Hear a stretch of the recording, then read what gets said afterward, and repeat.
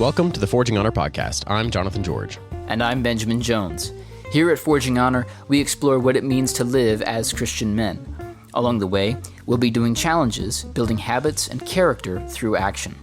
In today's episode, Banjo and I discuss the time that we spend on our devices, how generational tech habits influence us, and then we try to notice some of the things that distract us.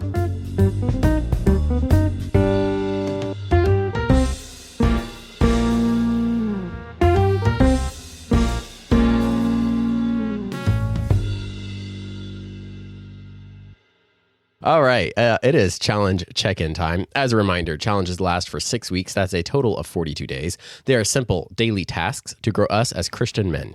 The current challenge is simply turn your phone completely off for 1 hour every day. Banjo, how is it going for you? 7 out of 7. Let's go! He hit 100%. You know, we need a little cowbell or something to ring. We got to start having celebrations when we hit it. Yeah, some little pep in the step. No, it's been good. I think this is probably, I want to say this has been the best week mentally with the phone relationship. I would say I think I am coming to some different things where I'm like I'm in some ways I'm coming to acceptance of my relationship with my phone. Like I see what the purpose of the thing is, and I'm a little less afraid of it, a little more comfortable with it. At the same time, I'm recognizing what the phone opens me up to. Like I'm seeing more of like the phone itself isn't always what's harmful, right? But like the way that I spend my time on my phone is more harmful, and figuring out how to get some of those things under control, which we can talk about later, is going to be, I think, kind of for me progressing into the next step of this challenge. Right. Trying to figure out how do I control what am I doing on the phone is going to be kind of the next thing to think about. How about you? How has this week been? 7 out of 7. We're looking good. It's been greatly helped by the fact that I've not been using a smartphone. And similarly, kind of working through some of that relationship stuff by having such a complete cutout of the smartphone, and really having a phone that is only for the purpose of calling, the occasional text, because it's a T9 keyboard and those are not fun to text on. But yeah, kind of coming at it from a different side, but yes, learning, okay, what is the purpose of this thing? Why do I need it? Why do I use it? So I'm actually excited. I have on order, and I'll get it tomorrow, a new phone that's kind of halfway between dumb phone, smartphone. Interesting. It's the Cat. Is it a light phone? No, it's not. It's the Cat S22. So it's a flip phone, but it runs a version of Android Go. So it's like a super light version of Android.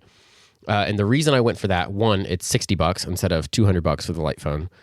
Two, it is a flip phone and it will be annoying to use. However, because it runs Android Go, I'll be able to have some of the apps that are actually necessary. So some of the QR code readers that are extremely helpful.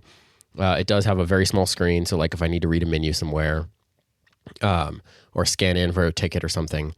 And then it will have a few other things. Like I'll be able to use Signal on it, which is my primary messaging app at this point. Okay. So it just comes with a few of the conveniences of the smartphone, but still with enough of the annoyances of the dumb phone. And I was just reading some reviews, and a lot of folks like it better than things like the light phone or the punked phone or things like that are meant to be a smaller form factor, simply because a lot of the newer stripped back phones, they have a custom operating system of some sort, or because they're kind of so stripped back and they're very, while they're intentionally designed, they almost do away with some of the purposes of what the phone has become in the modern age.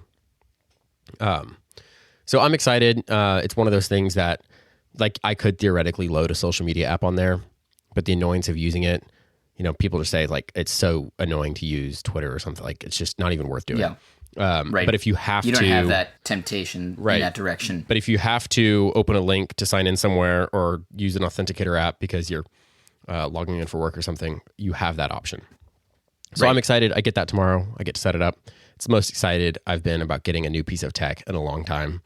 I think I haven't been this excited about a new piece of tech since I bought like my laptop freshman year of college. Okay. And the joy of setting that. It's a high point for me. Yeah. So I'm excited. Well, Yeah. it's good we could bring that to you. This is, always exciting when the Forge can be an excuse. I mean, an opportunity. Yes. For new technology to be tested. It is funny. My wife has commented before, like, you kind of just use Forging Honor as a way to explore whatever you're into right now. Like, I'm like, yeah, totally. Why not? Isn't that what it's for? A little bit. But you kind of mentioned the realization of how you spend your time versus the temptations of the device itself. I'm wondering, right. So we should say Banjo is recording from a remote location. So one, forgive any audio quality stuff that we might run into today. And yes, two, and I am bunking with my family. So if there's loud noises and crashes in the background, it's my dear loved ones, raising Cain in the background. Stuff. But then two, has that contributed to how you're experiencing the hour away from your phone this week? Yeah, I mean, it was actually fun. So I'm staying with my parents and my siblings for a little bit of time. In an undisclosed location, but my parents had listened to for this was their first time doing it, but they had listened to an episode of the show. They knew which challenge we were on, and so my mom before dinner yesterday said, "Oh, I'm turning my phone off. I'm turning the this is the hour away." I like that. So I like that. Yeah, and so we got to spend that time together, and I was more conscious of it. And I think, stepping away from the phone is good because in this setting in particular, because just, spending time with your relatives, even close relatives like siblings and mom and dad, carries with it like this awkwardness to it that is the social interaction that's normal. And, I should say the automatic, what I want to do in an awkward situation is I want to go to my phone. I want to be there. It's more comfortable. I've also recognized my siblings are a little bit younger than me. The way that they communicate with one another is kind of through the phone, even when they're in the same room. Whether that's like they're showing one another a meme, or they're referencing a group text, or they're taking a video, like whatever it is, the phone is kind of this conduit to communication, even when they're in the same physical space. And I don't have that as much. I think I'm just a little bit older than them, and so I was a little bit behind that, or a little bit ahead of that change in the generations. Kind of a note there on the generation stuff, just as an interjection, then we can get back to the thought. You and I are in a very interesting place where we're right in the gap. We're in the gap. We're technically part of the Zoomer or iGen generation, as I like to call them. Yeah. We're technically in that group based on birth year, but I think you and I kind of growing up, at least for me, most of my friends are older than me. And I spent more time with adults than folks my own age for a lot of my life. Like, I don't know. I just We're also both oldest children, right? Yes, we are. Yep. That will have an effect on that. So you're right. We are in this interesting cutoff where, like, even my brother, who's a couple years younger than me, experiences technology very differently than I do. But anyway, we're talking about T9 texting. I wonder how many of our listeners still know what T9 texting is. Fair enough, if they're younger than us, they might. Or even how to do it effectively. We won't get into it, especially because it might traumatize some of our older listeners who still remember it. Or they might like it for some nostalgic reasons. But yes, back to the family interactions. Yeah, so there's a group chat that my other siblings, there's a way that they communicate because they spend time together on apps like Instagram or Snapchat, and I don't have those for various reasons, and so I don't participate in those kind of family dynamics in that way. And on the one hand, I feel a little bit left out because of that, but on the other hand, it's like, okay, so how do I navigate that? How do I and really not trying to say like, okay, so like I want to get rid of the phones. That's not even really what I'm thinking about, but how do I, as somebody who's on the cusp of a generation, learn to interact with somebody who's, in a generation younger than me and in a generation older than me? How do I kind of like fine tune that balance? This is kind of funny. I brought my DVDs to this vacation because I was like, well, I need my physical media. I need physical media to bring so that I can share and enjoy a moment with my family. Come to find out, there's no DVD player in the cabin that we're in. Whoa! You know, it has all of the no, not at all. I mean, it has a TV, but it's a smart TV, and so you access everything through Amazon or YouTube, whatever you want to do. And so I've been feeling this month, I guess, in the challenge, kind of how much I'm on the cusp, like how much I lean towards this kind of older mindset of interacting with technology, even though I'm a fairly young person. I don't know. Do you feel that tension? I mean, you right now. I'm watching you, and dear listener, you can't see this, but as JJ was gesturing a moment ago, in his hand was a fountain pen, which is a great little, it's one of those great JJ isms. But you like an older thing. Yes. Do you feel that gap? Maybe are you aware of that tension at all as an almost Zoomer? I'm somewhat aware of it. I think I'm also.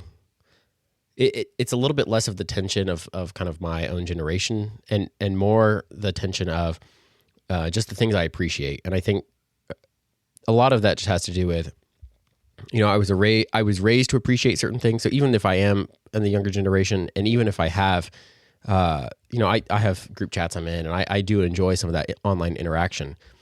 But a lot of it comes down to, I just so love the tactile and the analog that I think if there's any tension, it's in finding the other people that also appreciate those things. So right, like I'll feel left out sometimes, but on the other hand, like there's so much about the online culture that I just don't enjoy participating in, that at a certain point I don't care. And there's I don't know, like when I ditched the smartphone for this challenge, I got pulled out an MP3 player I had, and I'm using that for my music and my podcasts. People give me a funny look when I plug in my headphones into my MP3 player to listen to a podcast at work or listen to some music or something. And there's definitely oddities that come with that, but I think I've also learned to kind of embrace that. I had a coworker the other day just comment on, you seem like, oh, you like some of the more old-fashioned stuff. Like he just kind of knew. And part of that is I dress a certain way, and I act a certain way, and it might be considered a little bit more old-fashioned, but I think if you kind of embrace that and you're like, okay, yes, I'm going to stand out a little bit. I don't want to do that in a I'm better than you kind of way, but in a way of this is who I am and I'm not ashamed about. Like in some sense, I hate some of the modern, like we have Pride Month now and like the whole embrace who you are thing. But in some sense, because that exists, you can get away with a little bit more on this side of things. So like if anything good has come of the be who you want to be generation that we're in, it's that I can say, well, this is who I am and I appreciate these things. And yeah, I think they're better than a lot of other stuff. And people kind of go, oh, that's cool. And they move on. And I think, at one point in my life, it was like high school, especially, there was a little bit more of you had to stay up to date with whatever the newest tech was in order to be considered cool. I don't know. There's some tension there for me because I don't like other aspects, a lot of aspects of the modern generation, the modern era of be who you want to be. But does that make sense? Sort of. I mean, I'd be interested to really kind of pull on that thread a little bit because I think be who you want to be is really misleading in other words, like I think, like I hear what you're saying, and I think the be who you want to be is not actually what you're talking about. Like, interesting. That would be my hypothesis anyway, because the thing about be who you want to be, I think, is fundamentally pretty selfish. Absolutely. But I think that and if you're gonna go with the be who you want to be thought, that's a trend that's gonna put you in a place, I think, generally speaking, that is self-centered, and that's not who you are.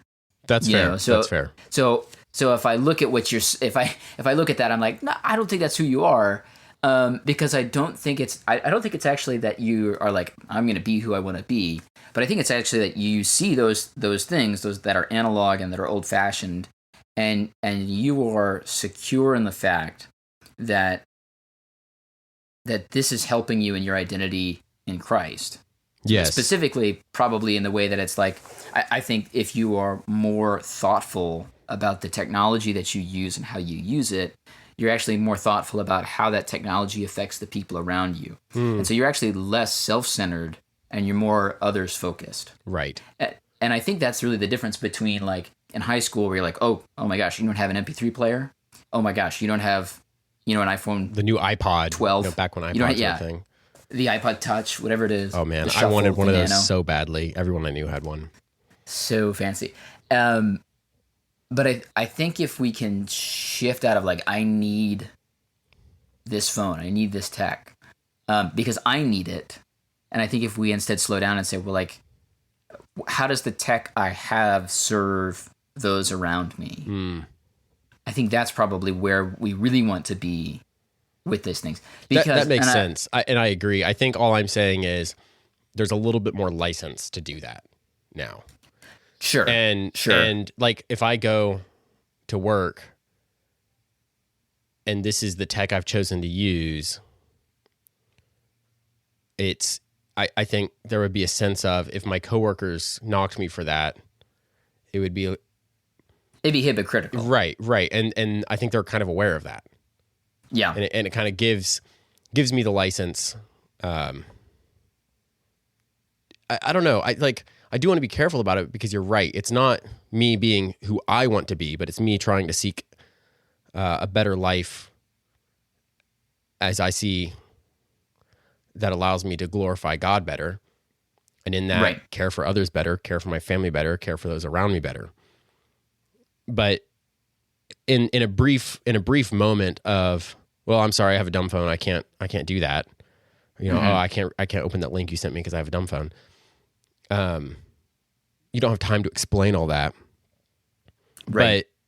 But what is someone going to do? Like, oh, how dare you not have a smartphone? They're going to go, oh, have to pause. Oh, that's cool. I respect that. And that's usually the response I get after a weird pause. Yeah. I think it is a cool, maybe even just a subtle opening to the gospel. Like it's a really small doorway to say like, well, like, why don't you have a smartphone? Or why don't you have, whatever app it is, and just say, oh well, I think it helps me in my Christian walk. It's a door that gets opened, and it might be kind of a weird way to go, maybe, or is it just a different way to do it? But I think I think about the Amish sometimes, right? And I don't think we should go Amish. I would be pretty miserable in an Amish world. You don't know that. You haven't tried yet.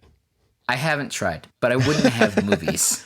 Fair enough. And without movies, that would do. Actually, so I'm going to interrupt you there because I've been reading this book. I mentioned it either last episode or the episode before. Digital Minimalism by Cal Newport. It's kind of the textbook that people reference. Like you'll see online YouTube videos. They'll talk about being a digital minimalist. And he has a whole section in here about the Amish and about how they implement technology into their lives. So they actually do use a decent amount of tech. But there's a in their communities, he mentioned, and it depends on the community. Some are a little more progressive with their tech use than others.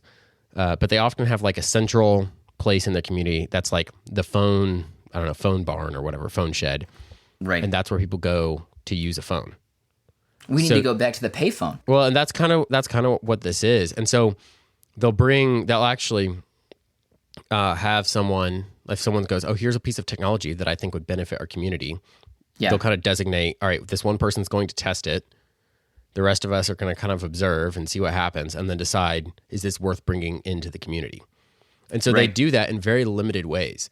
But usually it's with the purpose of, does this build the community or not? So no one has like an individual, like I have a smartphone in my room thing, but oh, it is worth having having the ability to communicate in some way to the outside world. So we're going to have a central place where the community can come together and do that. So anyway, yeah, I think that he mentions like some of the communities probably do have the ability to watch a movie or something, but like it's a community activity. Nobody just says, I'm going to watch a movie on my own. So that was interesting, that particular chapter where he talks about that, just because it goes back to what we're saying about, does the tech that we're using, does it benefit those around us, or is it just about us? Yeah. No, and I think it's an admirable stance from the Amish. You know, I wouldn't go as far as they do, but I do think, especially for families, as you're considering, you know, bringing in different pieces of tech, it's usually, I think, I know for myself, it's very easy to get swept up into, well, everybody has this, you know, or if, you know, if I'm going to keep up with everybody, if I'm going to be part of the conversation, I have to have this piece of tech. But I suppose it's worth taking that Amish second to say, is it worth being part of that conversation? Is that actually a discussion that's valuable? Right. That's gonna be better. Well, and for us, I think a lot of it comes down to bringing it into our families. So my wife and I were talking about, okay, there are enough things that warrant having a smartphone. So maybe we'll just have a family smartphone. Right. And that whoever needs it for maps or maybe they're traveling and, you know, they want to listen to music or something, the whoever needs it in that moment gets to take it. But there's just the one family smartphone. So we're actually about to go on a road trip, and next week I'll be recording in a remote location. But we're going to do that. We're going to try it and just see. All right, we're going to use my wife's smartphone as the family smartphone for the trip. And, you know, I'll have my dumb phone and we'll see how that goes. I think it'll be a fun experiment. Yeah, that'll be cool to see when we check in and we do our recording. It'll be cool to see how that changes. Have there been other pieces of technology that you've looked at over the last week or so that you've started to maybe think about some of these questions with as well, where you're like, I wonder if I could do, you know, could I get away without this piece of tech, or could I move away from this piece? I don't know about moving away from. I think because I ditched the smartphone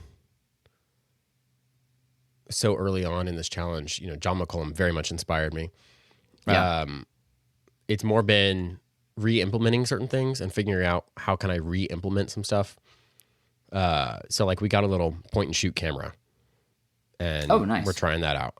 The quality isn't amazing. It, you know, has a bit of that nostalgic, you know, late 90s, early 2000s look, which is kind of fun. So we have that, but we also still have my wife's smartphone camera, which is a million times better. You know, I found, you know, if I forgot to load something on my MP3 player, all I have is the radio. Right. So that's interesting, is listening to some radio again. Fortunately, my drive home is often during Braves games. So nice. I often you know, I've been listening to baseball for the first time in literally forever. That's been fun. And, you know, it's a good time. So, and there's aspects of that where I'm like, okay, maybe that could be like, there are some things where I could see a benefit to implementing some specific tech back into our lives. Like we haven't had a TV for so long. Mm-hmm. We have a crappy old TV that we pull into the house occasionally, but we just have used our laptops to watch movies or TV shows. Yeah. But I think it could be fun to set up like a centralized place in the home that's this is where we go consume media as a family. Yeah.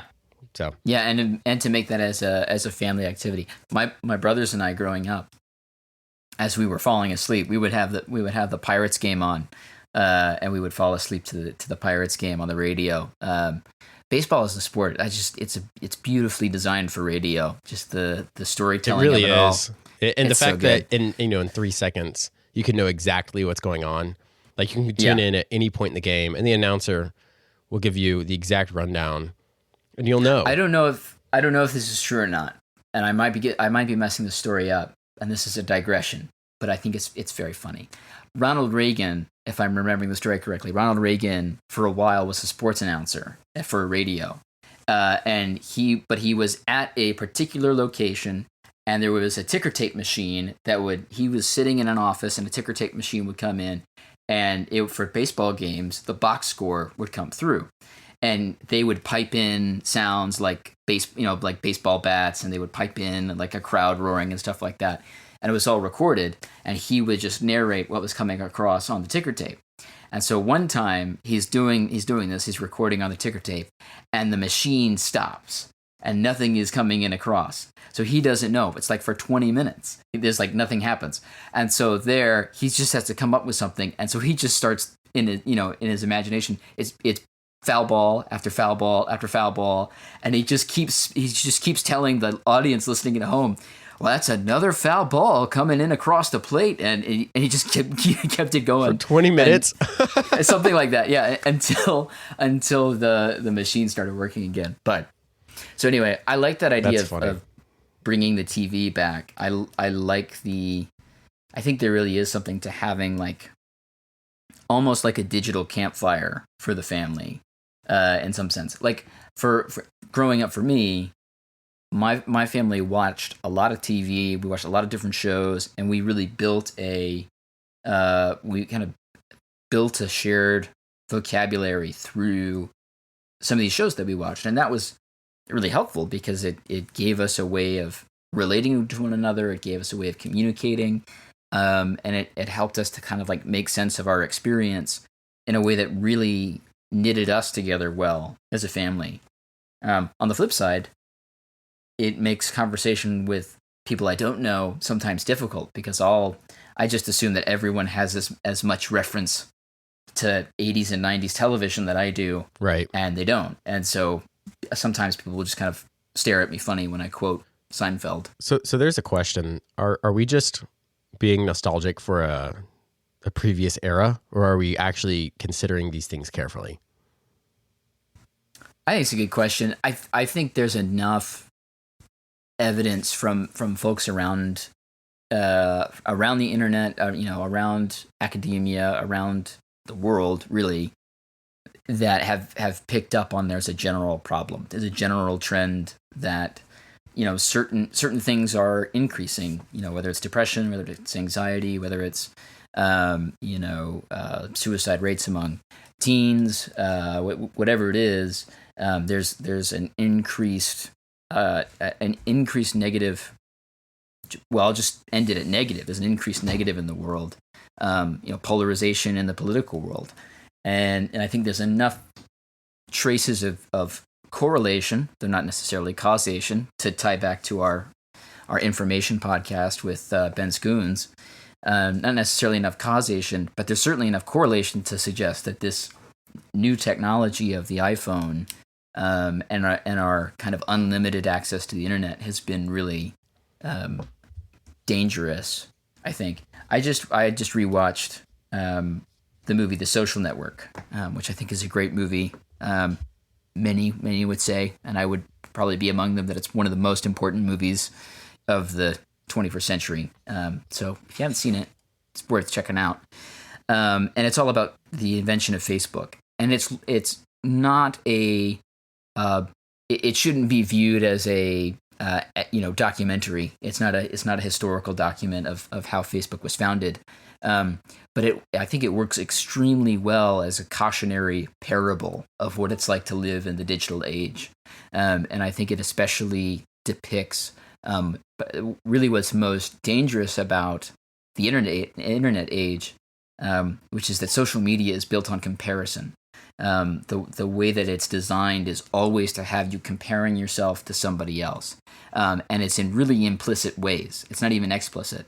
It's really just something as simple as, here's one picture over here, here's one picture over here, which do you like? And that causes us to make really implicit judgments about people. I think we kind of have to become more judgmental of a piece in the internet world, because what are we doing when we're looking at images? We're judging. Right. Well, and it's a more rapid judgment too, right? It's not the stand back, look at a painting, ponder it, think about it. It's not perceiving. Right. It's judging. It's a quick snap judgment and then move on to the next one. So back to Cal Newport, he talks about this in his book, about there have been several different studies on use of social media. And for a long time, they seemed contradictory because there would be one group that would say, turns out using social media makes you happier. And another group that says, no, it's making you more depressed. And he kind of teased out some of the data and worked out that really what was going on were the people that felt happier using social media were providing more input. So the more input someone gave in the form of actually producing content for social media, putting out pictures, putting out videos, etc., they would often feel happier in their use of it versus the people that never posted. They just kind of lurked and would, go through like and follow and etc. They would feel more and more depressed over time. So there is a sense in which I think you're exactly right. It's the consumptive nature of it. On the other hand, when we feel like we're connecting to other people, when we feel like, oh, look, I'm putting stuff out into the world, we feel happier. So I think there are ways in which we can kind of balance that out, right? You don't want to just be a consumer of the internet. If you're going to be involved, you should contribute. It's true, but I think part of the problem here, and if folks haven't seen, I'm going to throw out another. This is a documentary, but The Social Dilemma. So not the Social Network. Go watch that movie. That's worth seeing. But then once you're done with that, go check out The Social Dilemma. Two different things. That one's on Netflix. The Social Dilemma. Phenomenal documentary. Really, really good. And one thing that movie really, or that documentary really points out well, is how we're carrying casinos in our pocket. The internet on the iPhone or on the whatever your smartphone is really. It has a casino effect where you lose track of time. A casino is designed to be this bright and flashy place. There's no clocks in a casino. There's no windows. You're in there to lose as much time as possible, because the longer you're in a casino, the more money you spend, the more money they make. And the same thing applies to your iPhone, right? The more money or the more time you spend literally on your device, the more money people are making. And so everything about the apps is designed to keep you there, is designed to give you another dopamine hit. Whether that's just like the way that the scrolling on Facebook is designed, or the little the little circle, the little death wheel as things reload is just there to keep you there in place. And I say all this not to be like, well, burn your phone now, but just to say it's worth doing the exercise that we're doing, JJ, I think, because we're stopping for a second to think about what we're engaging with. We're slowing down for a minute to think about what is our Christian duty with these things. I think this is really the definition of like all things are lawful. It's lawful to use your phone. There's nothing in the Bible against that. But what is beneficial, right? How do we use this in a way that glorifies God and enjoys Him forever? And there should be a way to use the phone for that. And we just need to slow down and think about it. So, I mean, that would be my take on it. I don't know how you would modify that or change that. I don't have much to add to that other than I also 100% recommend The Social Dilemma and just some of the lessons there. The guy behind it, Tristan Harris, and his foundation, the Center for Humane Technology, I think it's called, he has definitely inspired a lot of how I have thought about tech. He's not a Christian, but he hit the scene, I guess it would have been 2016, 2017. He had left Google as their, his official title was product philosopher, which was a made up title, because he was recognizing some of the things that was happening with Google products. And he came and he wrote a manifesto about it. And then he was promoted to this position to like sit and think about, okay, how is this tech affecting our users? And one of the reasons he left was he discovered his findings were not being used to make it more mindful, but rather to make it more addictive. Because he was very aware of how how it was being made more addictive. So he would report on that and be like, "Oh, let's do more of that." So it's directly against why he was in that role. So he left and started this Center for Humane Technology. But he really goes into that mindful use of our tech and really evaluating it.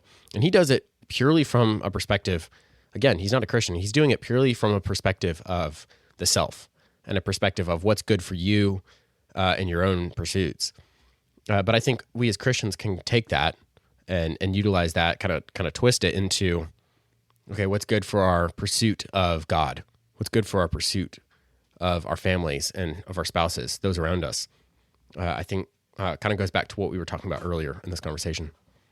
Yeah, and I just want to say real quick that these things are incredibly insidious and tiny, like so small you won't notice them unless you're looking for them. Right. So, for example, right now, JJ and I are using a particular recording device or app, whatever you want to call it. And on this app, there's the option to you can show yourself. You can have two images up in front of you of one of yourself and one of your co-host. Today, JJ and I have both taken down our own faces, and we're only able to see the person across from us. So I can only see JJ on my screen. He can only see me. Right above JJ's head on my computer is a little icon, and it says it's got a little eyeball, and it says "Show Self." And this is the thing here that if I click it, it will put me back up, and there will be now two screens, and I can see JJ and myself. That button right now is pulsating. There's a little purple light that's going on and off and on and off, and the design of that is to get me to hit that button. That isn't going to produce any. I'm not going to be a better host for having that on. I'll actually probably be a worse host because I'll be focusing more on myself than I will on JJ. But this app is pushing me to do that, and my suspicion is because I'll be happier if I can see myself, or I'll feel better. You might think you're happier, right? Yeah, or at least I'll want to spend more time on the app, because I get to look at me, right? And human beings are generally just narcissistic. We love mirrors. Yeah, we love mirrors. We like the most beautiful sound is the sound of our own voice. And unless it's recorded, and then we go back and listen to it. In which case, for some reason, we all hate it universally. But this app knows that I want that. Knows that I'm itching to, like, it's almost like I'm Frodo and I want to put the ring on. I want to hit that button. And so just very subtly, it's blinking on and off at me, and I think that's a really good image for what the internet is doing all the time. Right. Even I think about X or Twitter, whatever you want to call it. I will never be able to call it X. It's always going to be Twitter. I call it X, the app formerly known as Twitter. Yeah, it's like the artist formerly known as Prince. Right. Anyway, the sign on, like, if you have a blank tweet, right, it says what's on your mind, right, or what's happening in your world, something like that, right? Right. It's as if there's a great line from the West Wing, or not from the West Wing, from The Social Network, where one character says to another, it's as if you think that every beautiful thought that flew through your head was something that had to be shared with the world. Right. That's just that's what we live in. So I don't know. I think it's worth slowing down and observing some of these things. And just seeing how much of the modern world is aimed at getting us to speak our minds, even on subjects we know nothing about. Well, I think that's probably a good stretch goal for this last week of the challenge is, as you go through it, try to be aware of what are those little things that are tugging at you to spend more time, that are tugging at you for your attention.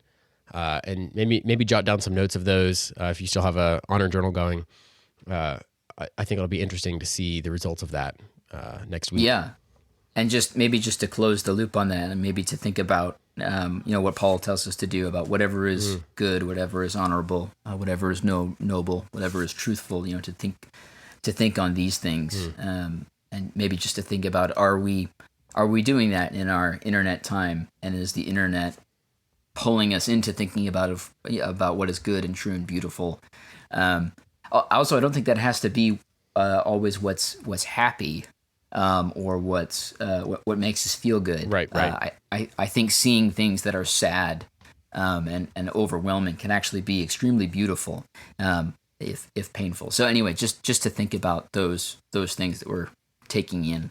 Good stuff. Well, I'm excited to go into this last week. I'm excited to see what the results are of this complete challenge. I can't believe we're already almost to the end. It's pretty incredible. Yeah, finish strong. So as a reminder, challenges last for 6 weeks. That's a total of 42 days. Again, they are simple daily tasks to grow us as Christian men. And the current challenge is to turn your phone completely off for 1 hour every day.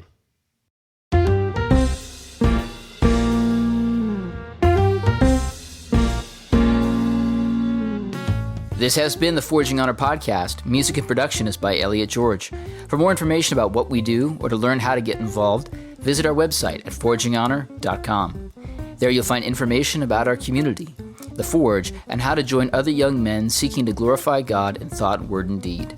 You'll also find blog articles, book recommendations, and more ways to grow as a Christian man. If you enjoyed the show, please tell a friend or family member about Forging Honor. We would also appreciate it if you would take a moment to like and subscribe.